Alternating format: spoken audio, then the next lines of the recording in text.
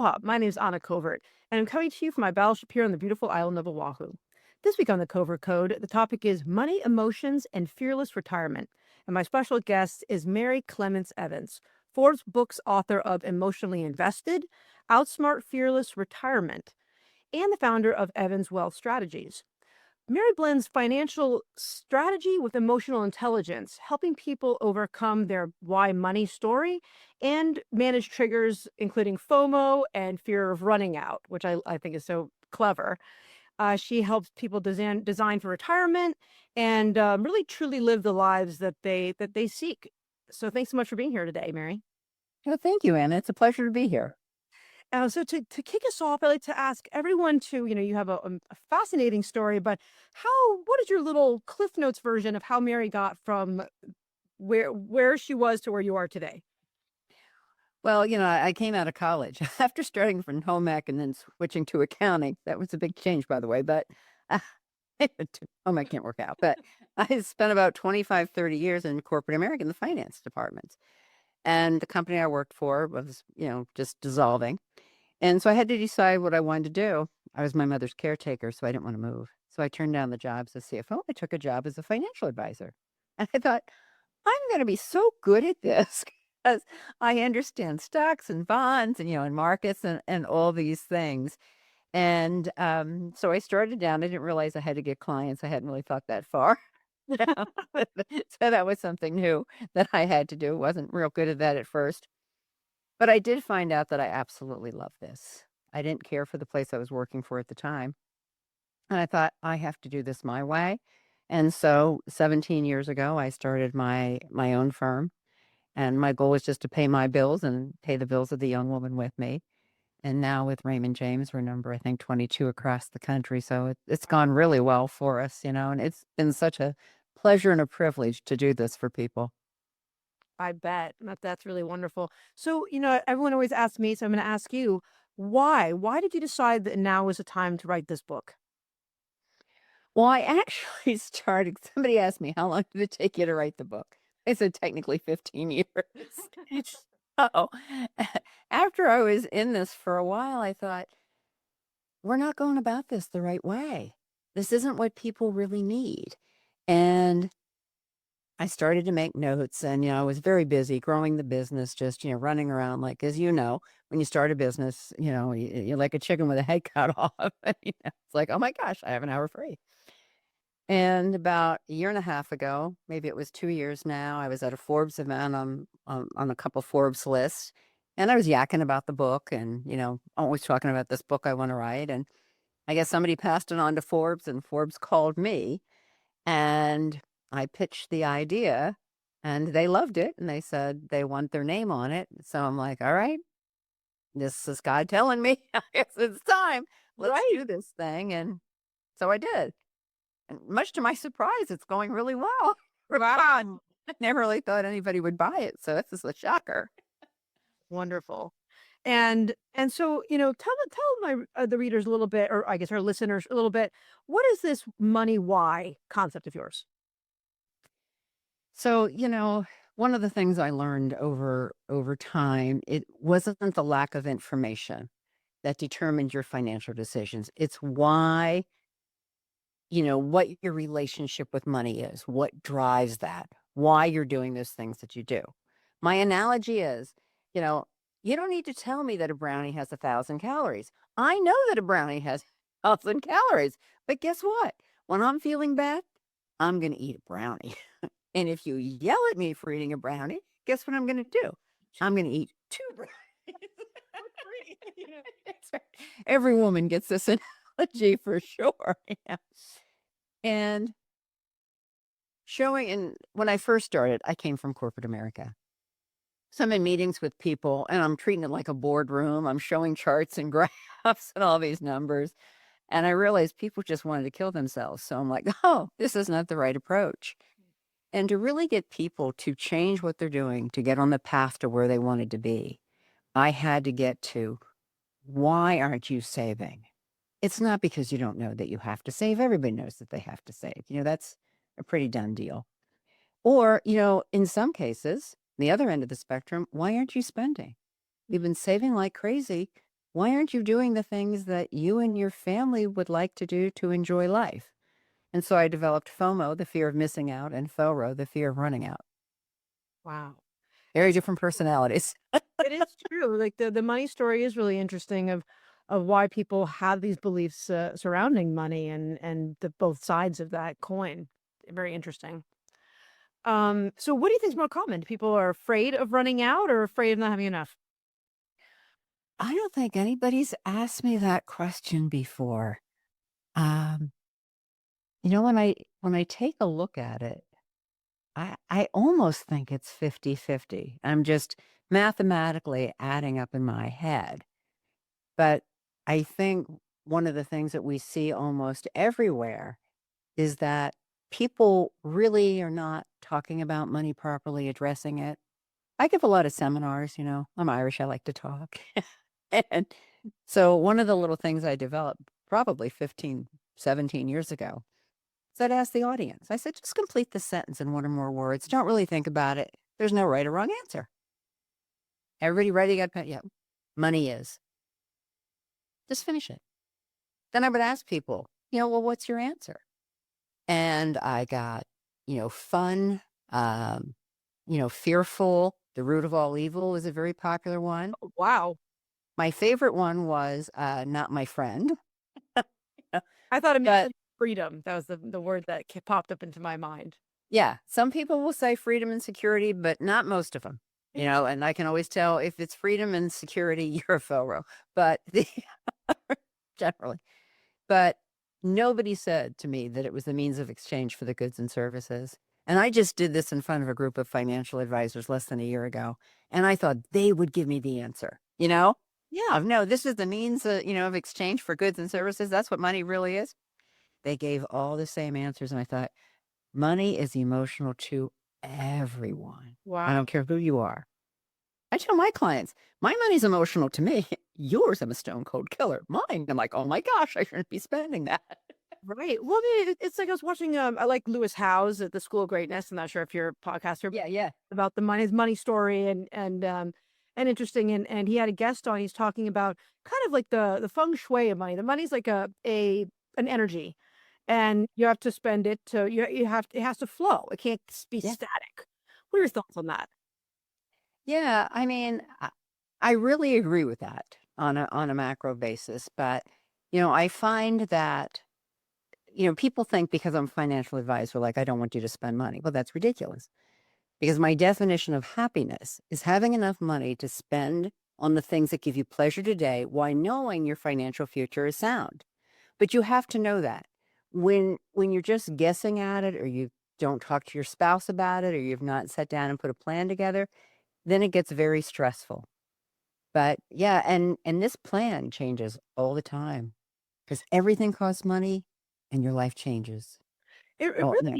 really does, and I think that, how do we as a culture, I mean, because, I'm half Swedish, and in Sweden, people don't talk about money even more than they don't talk about money here, you know? Right. Yep. And, I mean, even asking someone what they make is very un-Swedish, like, you don't Oh, I worked for a Swedish know, company for yeah, a while. like, why would you ever ask that, No, no. Or you don't ask who what this cost or anything like that, And it just makes me think, like this is obviously not just one culture, it's multicultural and extends and what is the solution to kind of heal ourselves? I mean, is there a way do we need to talk about money more in school? I mean, what do you think? What do you recommend? Oh, boy, do we need to talk about money more. I would love to see courses on money start at least in junior high. But, if we can't do that, let's start in high school basics because kids don't talk to their parents about it. Parents don't talk to the kids about it. But what's really shocked me when I got into this career, a lot of spouses aren't talking to each other about it. They talk about the bills. They know what the electric bill is. They know what the car costs, that type of thing. But the real deep rooted long term planning, the total monthly spend. And I have a lot of people tell me they're not going to talk about money until they're sitting in my office. That's the only time Wow. that they talk about it. My feeling is that a lot of this, why they don't talk about it, is people are afraid to be shamed. They're afraid to be yelled at. I hate that. I just, Don't yell at me for eating the brownie. As I said, it's not going to work. Right. Well, and I think that it is. It's like all that fear. I mean, I when I first went to Hawaii, I was part of this junior advertising group called Ad Two, and it's for people under 32. And once a year, we pick a nonprofit, and I was in charge of this one year, and me and my partner picked Consumer Protection Service of Hawaii. So there was Yeah. it was like a for bankruptcy help for Mhm. consumer, right?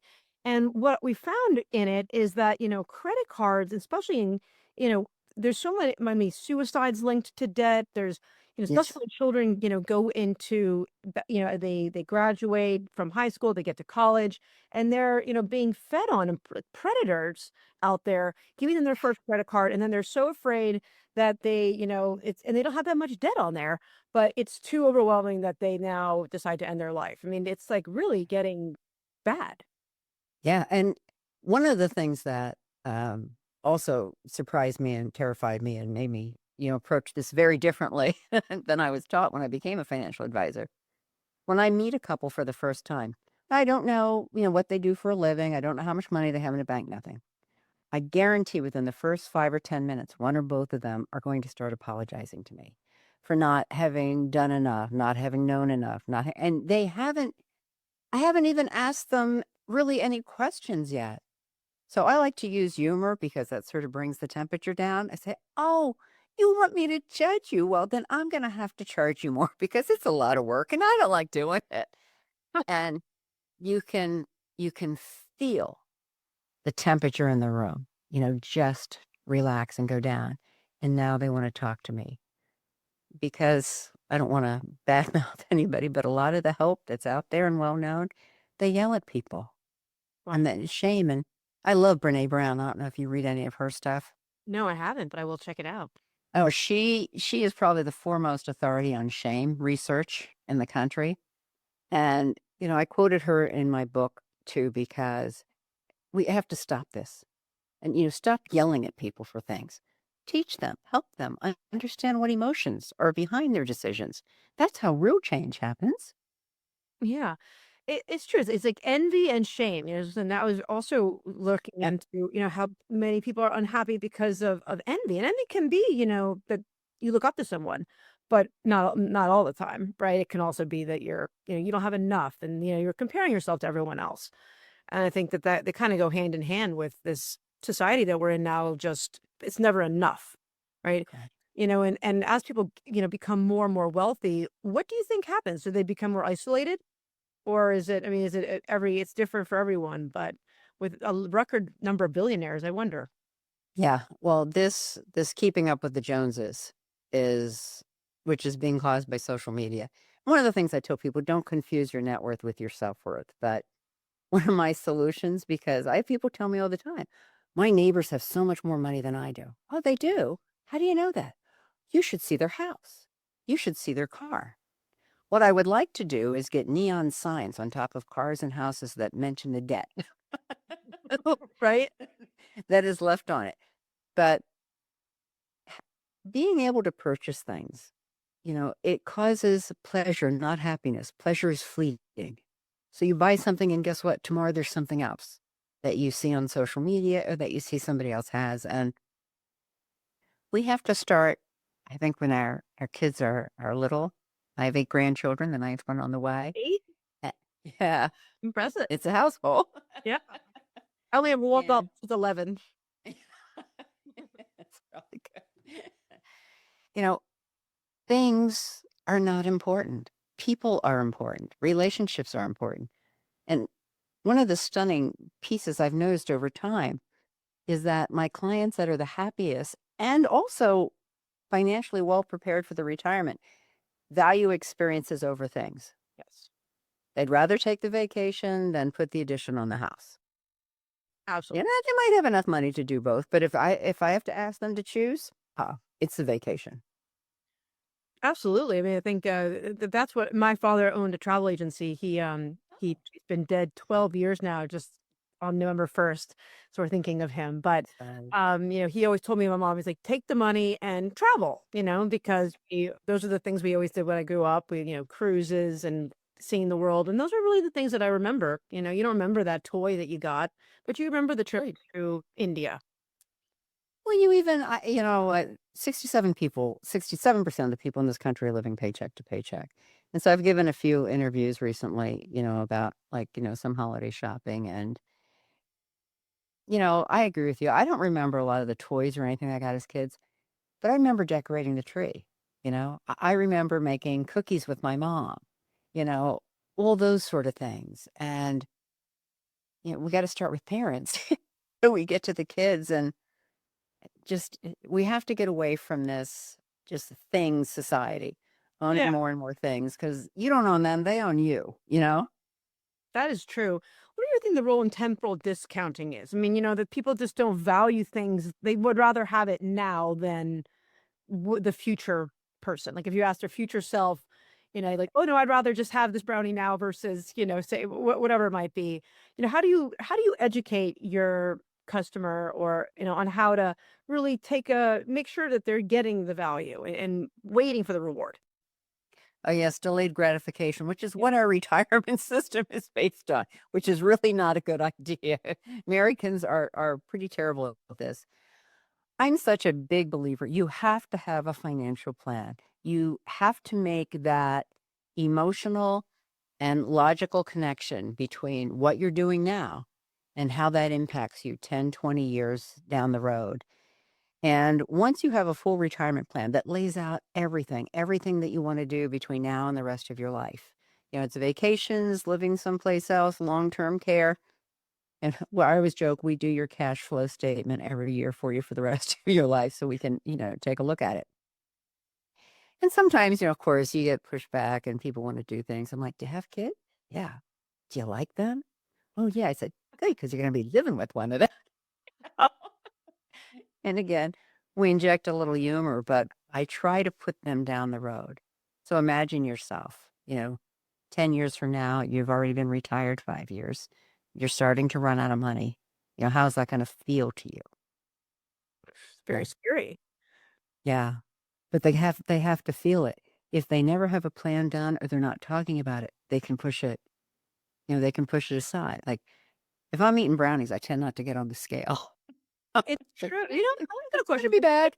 It seems like, men in particular, whenever I talk, they're the one who, like my dad, I'll never forget my father. He told me once, he was down in my yard and he's like, he got something in the mail and it was death protection for like the house. Like if he had died, they would have, he got this insurance, it would have paid off the mortgage.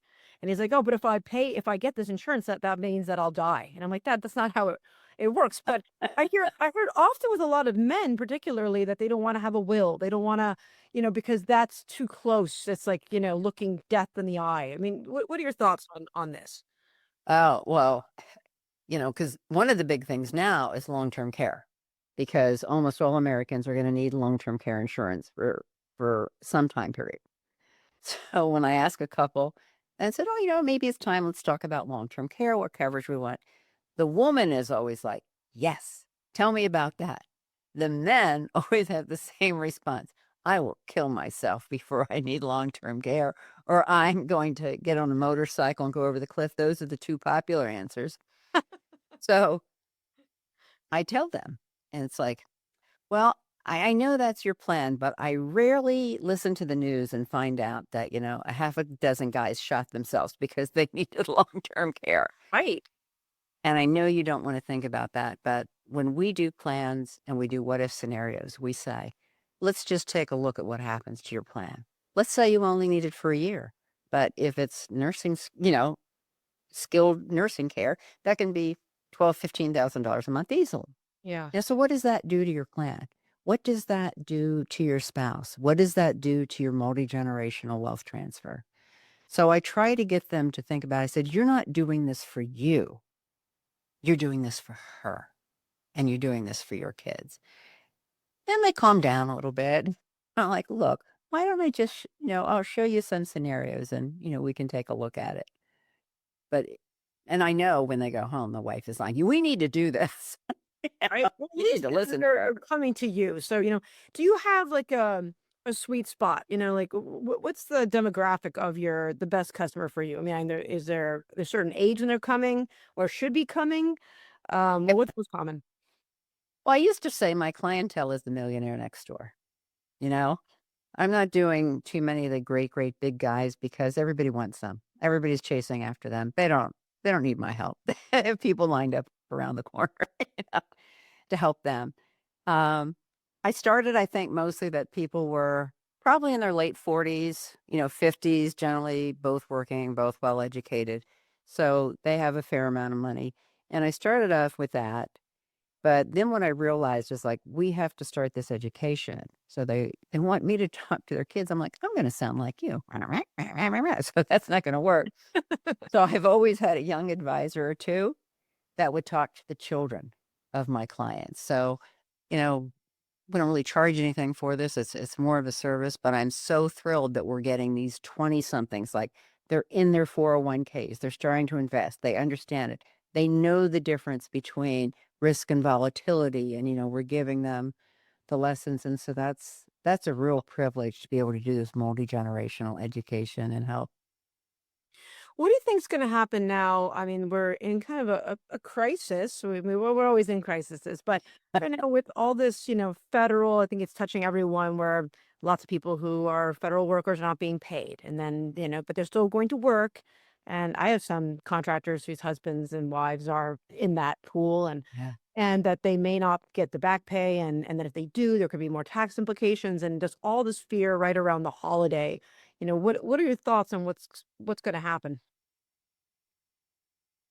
This is so difficult. People's stress level is going absolutely off the chart with this. And, the fact that, people aren't getting SNAP, they don't have food to feed their families, and they're not getting paid at their jobs, and healthcare could be going through the roof. And, I wish I had the solution, for these things. I mean, we have a couple practical tips. We tell people like corporations are getting ready to lay off. I vividly remember '08 and '09. If you have equity in your home, take out an equity line of credit, not a loan, a line of credit. It's just there if you need it, because once you lose your job, they're not going to give that to you. Right. So, but once you have it, you locked in and you can tap into these things. I hate for people to tap into like 401ks or heaven forbid Roth, because there's taxes, involved with that. So I think everybody, even if you're not laid off, layoffs seem to be ramping up. It's cyclical. We go through this, every so many years. You really need to think like it's going to happen tomorrow. And I would say for everybody, I'm always big on having what I call the money airbag. Something goes wrong, poof, it opens up, and maybe build that up a little further than you might have, if you can. But I know a lot of families like they have nowhere to go. They just don't. They're maxed out. They are paycheck to paycheck. And I know some of these people end up cashing out with small 401ks that they have. And the burden for retirement shifted from the worker, the employer and the government to you. And so many safety nets disappeared. The law was passed in the late 70s. This really started to happen in the 80s. You might just have heard Kodak got rid of their pensions. And so people without pensions who have to depend on delayed gratification, they're saving for their own 401k, they're going to tap into that little safety net that they have. And I think as a country, we need to start thinking about what's really important to us. Because some people, they can't do it themselves. I grew up poor, you know, and my dad had a 2-ton piece of machinery fall on him, you know, when he was in his 50s, and he was out of work for quite a while. And, 5 kids, and my mom and my parents had both taken care of their siblings. And I know what hard is, and we were smart and hardworking, but it was like, if we didn't grow the food, I'm not sure we would have had enough to eat. But we grew most of our own food. And I just don't know what these families, are going to do. And I think if the government isn't going to change rules to help them, I think all of us need to find a way to help. I know we're working at a food pantry here and going to provide whatever they need. Yeah, I mean, I think that's really very thoughtful advice. Because you just never know, and I think that that's the part of this is that, you can live in fear but the fear is part of what they're trying to the control, right? Yeah. And, using, even if, I remember one of the things I read in Lewis's book, it was, a lot of people, they're too afraid to log in to look at their credit card, or the bank account, right? And you're like, Right. don't look at it. It doesn't exist, and then, Correct. but that's the thing. If you don't take care of your money, then it won't take care of you. And I think Yes. even myself, like I had an assistant for a while and she was depositing checks and I kind of zoned out a little bit of some of the, like looking at the statements from the company. And then when she, moved to the mainland and I started doing it myself at first, I was immediately like, oh no, I don't have time for this. But now, Mary, I gotta tell you, I'm still excited when I get the Amex bill and I'm like with scrutinizing it. And I found a lot of things that I didn't know we were still paying for, subscriptions and Yes. and then I felt like a little down on myself, like, wow, if I had been doing this for, I probably, who knows how much my company, like, paid in fees that I didn't know about because I maybe, what is my responsibility to look at these things, right? But Yeah. it's really just knowing that, if you do, it's not as scary when you are paying attention to it, I think, and that's what we all have to recognize, like, just you have to, it has to be something that you're caring for. You can't hit a target you don't have. So you have to read it. You have to take your head out of the sand. I completely agree with you. And when you do, you're actually going to feel much better. And I do encourage people to please sort out, they understand the difference between a need and a want. And I think we have conflated that, like, oh goodness, you can't be seen, being photographed in the same outfit twice. I only change clothes because I change sizes, like, I, you know, I could care less.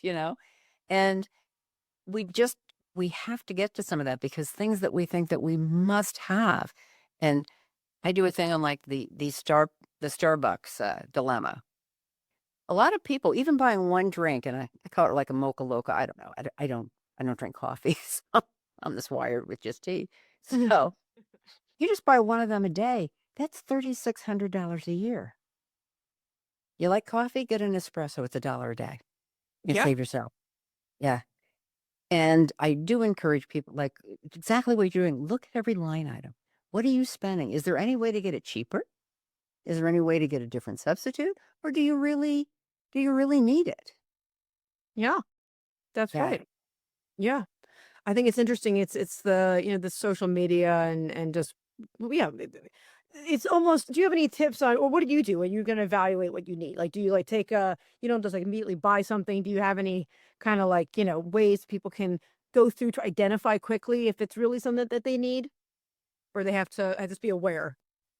Yeah, I think awareness is the key thing. One, I hate shopping. I just absolutely hate it. That's just not who I am. So I got that lucky gene, because I don't. But I think a lot of what you have to do is what I say is pause for the cause.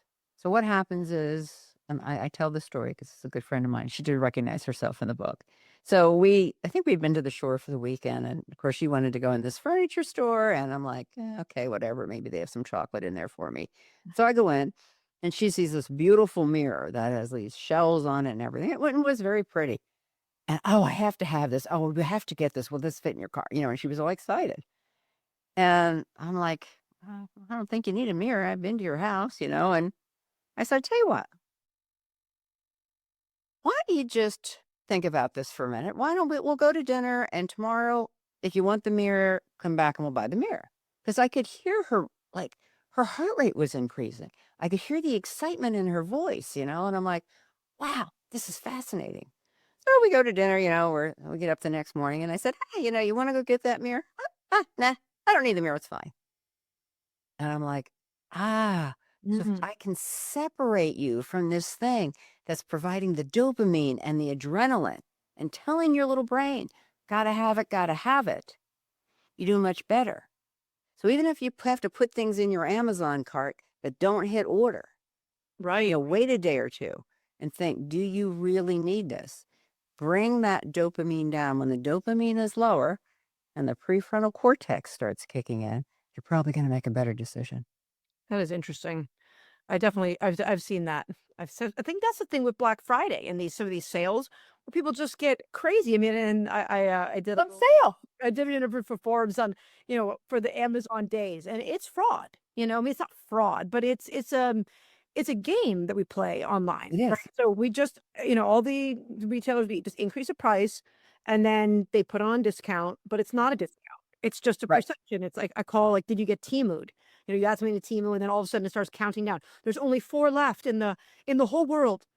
And if you're gonna be the one, you have to buy it right now, and you feel the anxiety, and it's not real. It's just a figment, but it's scarcity, and it's really leveraging that behavioral science to make you just like that, just It's to neuroscience.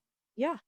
Yeah, it's when you realize that people act on dopamine, we all need dopamine. We need that for our lives. And what I find funny is people don't want to tell me what their savings is or what's in their 401k, but they'll tell you how much I got this at 50% off. I got this for this. I got 2 for 1. They're thrilled to tell me all that. And I'm like, yeah, but how much did you spend? I don't care what I don't care what the discount was. You have to look at the absolute value, dollar value that you're shipping out. It's true, and it, makes me think, you brought up my daughter. She just started middle school, and she's going to a private all-girls school, and they have uniforms. And Mary, it is Thank God. a dream. I mean, I like, I mean, and they're also happy, just, and I think this is such an equalizer, because I look at other schools and just, just I think everyone should have a uniform. I I mean, do too. yeah, You're like the first mom I've talked to because, like, I am such in favor of uniforms. Love the idea. yeah, yeah, Yeah. and Get like, get rid of this stuff because all this social media and just the way it's presented, and even now all the ads are like 10 seconds. You're right, and you got to have it now. And gambling, like, oh my gosh, I just lose my mind on all the gambling apps that are. I can tell you so many bad stories about, and people you wouldn't think. The 75-year-old mom who's sitting on her iPad gambling and spending thousands of dollars a month. She's blowing through her really. Social Security. Yes. Like, I don't even understand how it works because I've never even spent a quarter for We don't gambling. even have gambling here in Hawaii. People still figure out how to do it. They have like underground gambling but yeah, I mean, I like to win. That's why I don't like to gamble because I like to win. So it's like I know eventually I'm not going to win. Most of the time you won't win. Yeah, my dad used to say the only people that come out of Las Vegas with a small fortune are those that went in with a large one. Yeah, it's true. Think- But it just lights it up. Like if you watch a football game, it's now just constant. And now I don't really understand this, but you can bet on like every play and every player and what's going on. And particularly young men are losing so much money through sports gambling. It's terrifying. They can't make car payments. They can't pay their rent because they're spending it on gambling, sports gambling. Wow, and that's allowed everywhere in mainland. Everywhere. Yep. I think that's everywhere. Jeez. I don't know if you're a football fan, but watch a football game and you will see, I don't know, 20 ads for it. And it's so bad now that the commentators, my husband's a big football guy, so yeah, I sit there. But they have, even the commentators beforehand are talking about it. And it's a whole lingo, which I don't even understand. And I'm like, are they talking about gambling? My husband's like, oh, yeah. Yeah. Everybody's in on it now. It's crazy. Wow, that's really shocking. I mean, and then what are they going to do with the players? It makes me feel like that's becomes almost like, now are you going to be paid to not make a hit because of gambling? Like it just changes the dynamic of the sport. Wow. That's They what they you just think about. Yeah. they just arrested a bunch of guys from the NBA who were caught in a gambling ring. So you're spot on. And now people are wondering, well, is this game for real? Right. I mean, it's just like the fake wrestling, you know? Right. I mean, I mean, pretty much. It looks good, but you know that I mean, it's not They legit. know who's going to win before anyone gets in that ring. Yeah. Yeah. Wow. Well, it's a wild world out there, I guess, so is there any daily practice that you use or what is something that Mary does every day that our listeners might decide to do so they can be more like you? I don't know if anybody wants to be like me, but you know, I think I think one of the most important things is we talked about not having your head in the sand. Mhm. And I think everybody needs to know how much money they're spending, not necessarily every day, but every month. Yes. And I don't ask people to break out what they're spending it on because I don't really care, but you have to have a budget and stay within that. And so you need an easy way to track that. Now, like me, I have the numbers in my head. Like I already know, like every time I see my bank statement, oh, something's not right here. But that's not the vast majority of people. But there are apps like I think there's one called Monarch. Mm. And what's interesting about Monarch is it will even break down your Amazon, bill into categories. Wow. Like asking people to sit down and write down what they spend or keep a tally of it, they're going to do that for 2 days and then they're going to hate it. Like I don't want to write down how many calories I'm eating either. If somebody could just tell me at the end of the day how many I've eaten, that would be great. But that's what these apps do. So it'll tell you, it's like, hey, this month, your total bills amounted to $5,000. Then if you go $5,000, well, where'd we spend it? And then it breaks it down. And people are stunned. Like one of the things that almost everybody's shocked about is how much money they spend on eating out. Mm. Whether it's McDonald's or some fancy restaurant, eating out's a big ticket item. And so many people are, even like relatively young people in their 30s or 40s, they're spending more on eating out than they are on their mortgage. Wow. Mm-hmm. That is Because, they go out and these fancy drinks. And like I go out with some young people. It has to be kind of early because I'm old, but well, like that late. I like the early too. I'm in bed. You can't do that. But I'm stunned. And I really don't drink much either. But these bourbon-y drinks or whatever, they're like 15, 16, $20. And they're each having two of them. And you do that a couple nights a week. I can really add up. Definitely. But you can't change something if you don't know what it is you're doing. So, do something like Monarch, do something that's automatic. You don't have to think about your money every day, but please try to think about it once a month. That's great tips. And what's for you? What's next for Mary? Are you I know you're doing a lot of public speaking. How do people find you and learn more? Yeah, this whole book thing has been quite the whirlwind. I had no idea. I mean, if people want to, I do public speaking, but I haven't even really promoted that much yet. I do have my website, maryclementsevans.com and also evanswealthstrategies.com. We're trying to get a lot of educational materials out of there, a lot of blogs so that, you know, you can be anywhere and go on and hopefully get some helpful information that helps you, lead a better financial life than you might be, leading now. This book for me, it wasn't about growing my business. I'm pretty good at growing my business, but I really just want to change how we think and feel about money because you need money for everything in your life. And if you're not making good decisions and happy decisions, you're not going to have a good life. You're just not. And I'd like to change that. Well, that is wonderful. I think that you're 100% right and really commend. I really like your LinkedIn posts, I'll say. I've Oh, been thanks. watching those, and one that really drew out to me was this article you written in LinkedIn, and it was just about how hurt you can be, just in how many feelings can get hurt when people hide money. And I had an experience myself, with my ex-husband, and where he was a private chef. He is a private chef. We're friendly now, but at the time, I was down in the library, and that's where his office was, and I found a shoebox full of it was like $5,000 in cash that he had been saving from tips. But just that alone, that he was hiding this money, from me was, made me feel really terrible, right? And I think that there's just so many more things that you just don't even realize that you need to work out and just be really open with, because we did all come from different money stories, and what success looks like as well is a lot different for people. I mean, I grew up in Aspen, Colorado, surrounded by really successful people. My ex-husband grew up in the North Shore. His parents were Jehovah's Witness, and our ideas of success were different too, right? And what Yeah. was acceptable.